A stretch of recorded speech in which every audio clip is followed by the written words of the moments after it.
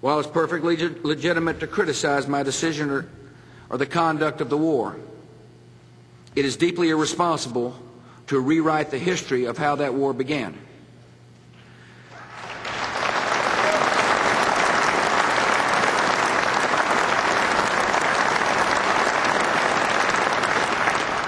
Some Democrats and anti-war critics are now claiming we manipulated the intelligence and misled the American people about why we went to war.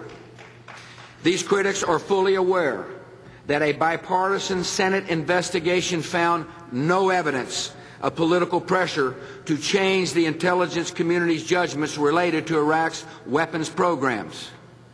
They also know that intelligence agencies from around the world agreed with our assessment of Saddam Hussein. They know the United Nations passed more than a dozen resolutions citing his development and possession of weapons of mass destruction. And many of these critics supported my opponent during the last election, who explained his position to support the resolution in the Congress this way: when I vote to give the President of the United States the authority to use force, if necessary, to disarm Saddam Hussein, it is because I believe that a deadly arsenal of weapons of mass destruction in his hands is a threat, and a grave threat, to our security. That's why more than 100 Democrats in the House and the Senate, who had access to the same intelligence, voted to support removing Saddam Hussein from power.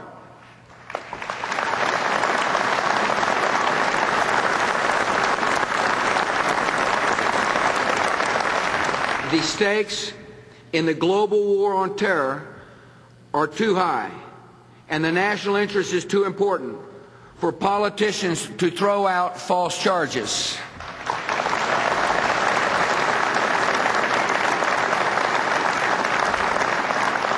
These baseless attacks send the wrong signal to our troops and to an enemy that is questioning America's will.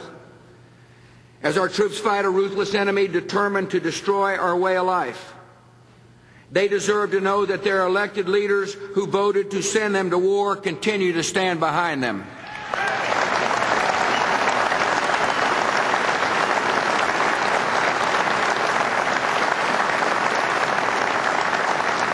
Our troops deserve to know that this support will remain firm when the going gets tough.